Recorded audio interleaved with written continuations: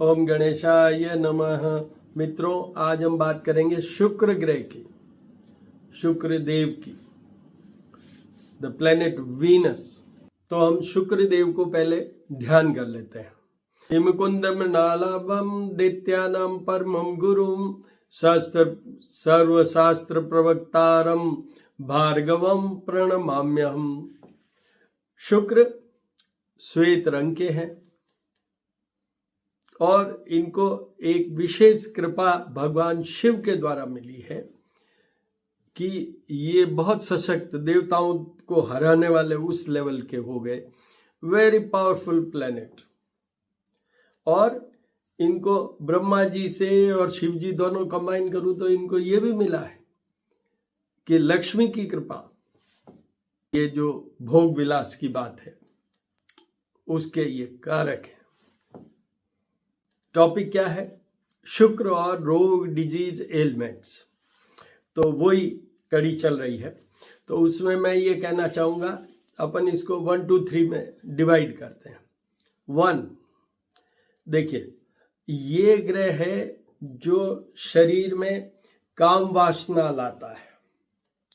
गुप्तेंद्रियां उसमें आती हैं, जो हमारे गुप्तेंद्रियां हैं, और जितने भी काम वासना से, जैसे अल्टीमेटली एसटीडी की बात करें, उस बीमारी की बात करें, एनीथिंग रिलेटेड टू दिस, और भोग विलास के हैं तो ये क्या, जैसे लोग बाग एडिक्शन में जाते हैं, लिकर बहुत पिएंगे, उससे जो बीमारियां आती है, सारा शरीर का डाइजेस्टिव सिस्टम बिगड़ जाएगा।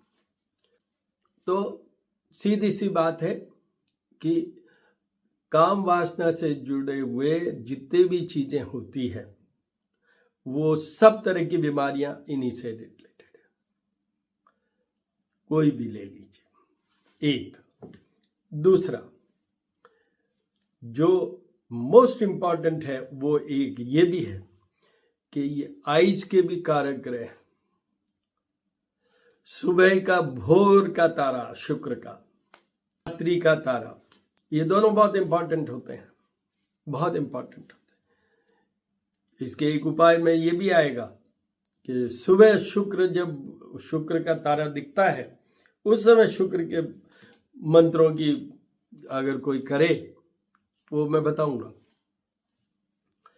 उसके बाद में आई साइट, मतलब शुक्र मेनली रेटिनल पोर्शन, मैं डॉक्टर हूं इसलिए बता रहा हूं, रेटिनल पोर्शन पे प्रभावी होते हैं।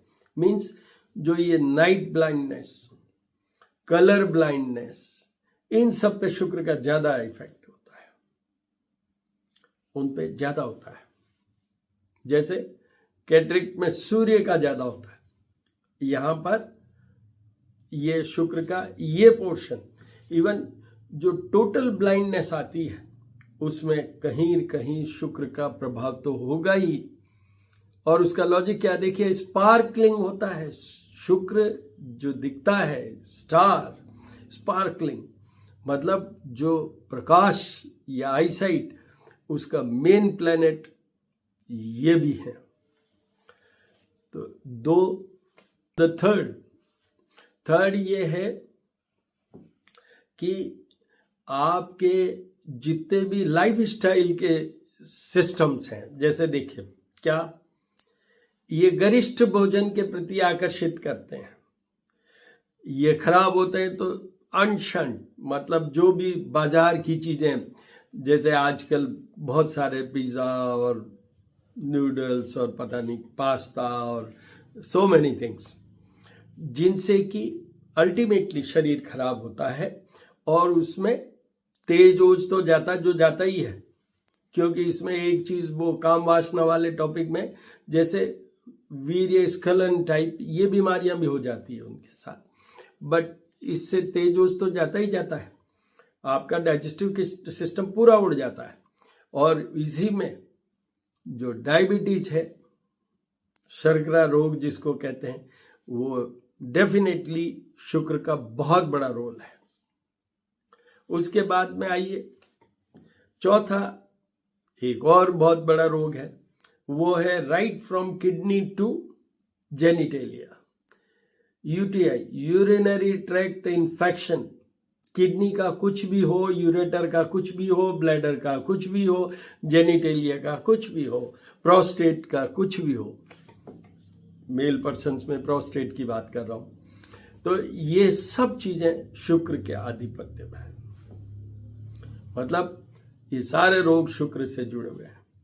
तो इंपॉर्टेंट तो मैंने बता दिया, ये पार्ट 1 है, फिर आगे मैं दूसरे में और बता दूंगा। शुक्र के और भी बहुत से रोग हैं। अब आगे बढ़ते हैं अपन तो इनके उपाय, और फिर लास्ट में बताऊंगा किन किन को ये उपाय करने की जरूरत है। तो देखिए, पहले तो मैं एस्ट्रोलॉजर हूं, तो इसलिए उन्हीं की मेन बात करूंगा। तो सबसे पहले गणेश जी की पूजा कीजिए, गणपति अथर्व शीर्ष के साथ उनका अभिषेक कीजिए, दुर्वा और सिंदूर घी में मिक्स करके ऑरेंज कलर का वो चढ़ाइए, मोदक चढ़ाइए, गुड़ चढ़ाइए, वो सब जैसे विधिवत गणेश जी की पूजा होती है। इसमें एक मेन याद रखिए, गणपति अथर्व शीर्ष के साथ इनका अभिषेक करना। उसके बाद में नंबर 2 पे, वैसे तो सारी देवियां आती है, चाहे दुर्गा जी की बात करूं, चाहे सरस्वती जी की बात करूं, चाहे मैं लक्ष्मी जी की बात करूं, पर मेन यहां पर क्या है, लक्ष्मी जी से जुड़ा हुआ है। मैं बताऊंगा कि दुर्गा जी और सरस्वती जी का भी किसके लिए, बट मेन लक्ष्मी जी का है। लक्ष्मी जी का क्या है, करिए उनका अभिषेक जल, दूध, जल या जल, पंचामृत और जल के द्वारा, साथ में यूट्यूब से, या आप खुद पढ़ सकते हो तो बेस्ट है, वो करिए 3 टाइम्स। तो कनक धारा स्तोत्र पढ़िए दिन में, या सुनिए थ्रू द यूट्यूब, कनक धारा स्तोत्र 1 टाइम। श्री सूक्त वो पढ़िए आप। ये गणपति अथर्व शीर्ष, कनक धारा और श्री सूक्त, ये हो गया आपका विधिवत पूजा उपासना की बात। क्योंकि ये गणपति जी का वर्ड क्यों साथ में आया, एक तो बुध के मालिक हैं गणपति, तो बुध और शुक्र दोनों अपोजिट होते हैं, तो मैं उनको शांत कर रहा हूं जिससे कि शुक्र भी स्पॉइल नहीं हो और शुक्र थोड़ा अच्छा सा वर्क कर सके। अब उससे एक और फायदा कि लक्ष्मी जी की पूजा उपासना अकेले में नहीं होती है, उनके साथ या तो विष्णु जी का पूजन होता है या गणेश जी होते हैं। तो इसलिए मैंने गणेश जी को लिया है, to correct, to strengthen, to put in a order the planet Venus. शुक्र के अच्छे प्रभाव को प्राप्त करने के लिए ये बहुत जरूरी है, बहुत आवश्यक है। उसके बाद में आइए सब, बहुत सारे हैं, जैसे देखिए गाय की सेवा कीजिए, जिस भी तरीके से, पानी पिलाइए, स्नान कराइए, चरी खिलाइए, जैसा भी। आप थोड़ा से हल्के से परफ्यूम, मतलब सोबर परफ्यूम की बात कर रहा हूं मैं,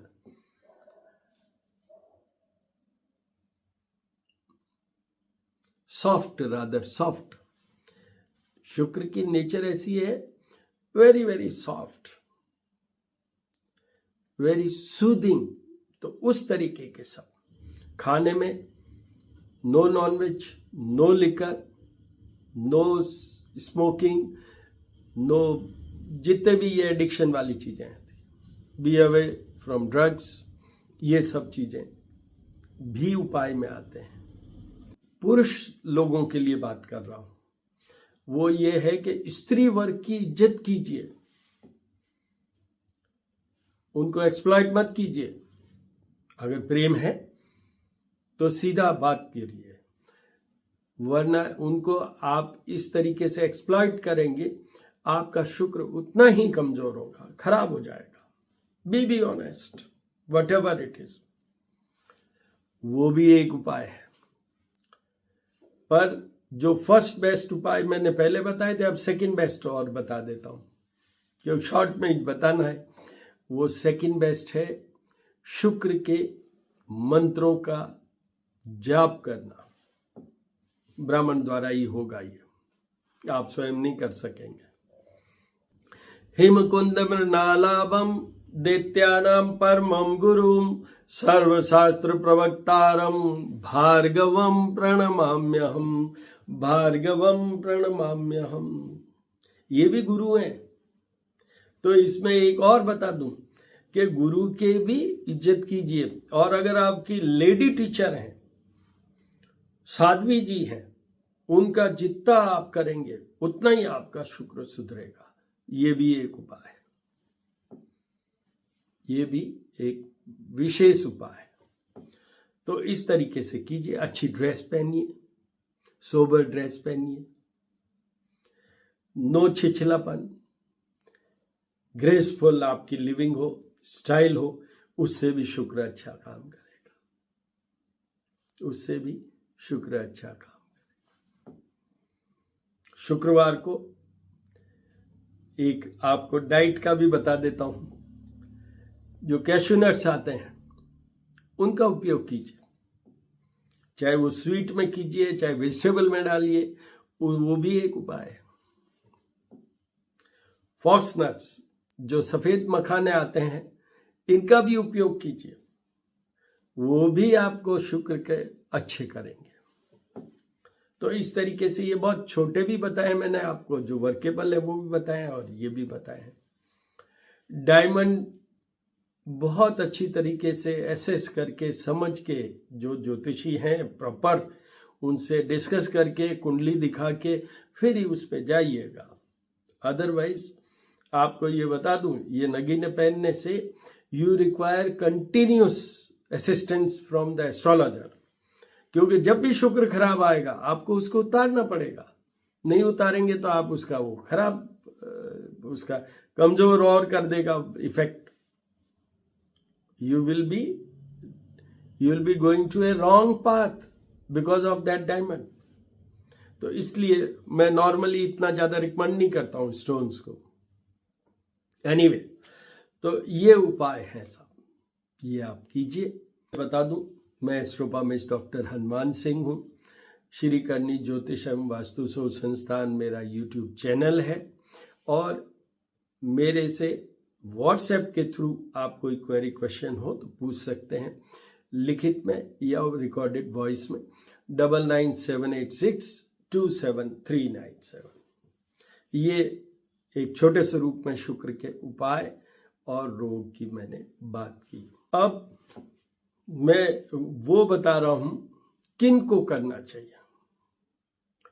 देखिए, सबसे पहले इनकी नीच राशि होती है फिगर 6।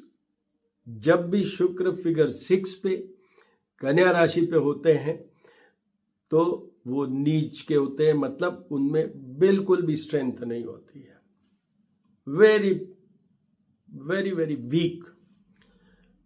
तो एक तो जिनके ये नीचस्थ शुक्र हो, कहीं भी जन्म कुंडली में हो, ये एक मत के अनुसार है कि लग्न में हो फर्स्ट हाउस में, तो वो थोड़ा फिर भी इतना कमजोर नहीं माना जाता है, बाकी सब घरों में बहुत कमजोर माना जाता है।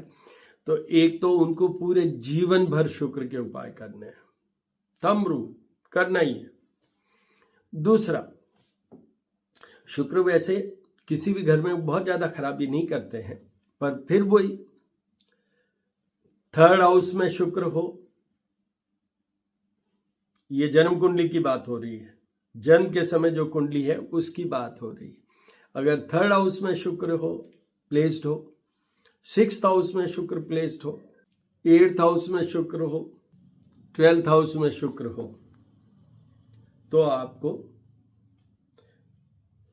उपाय करने ही है। ऐसे कैसे?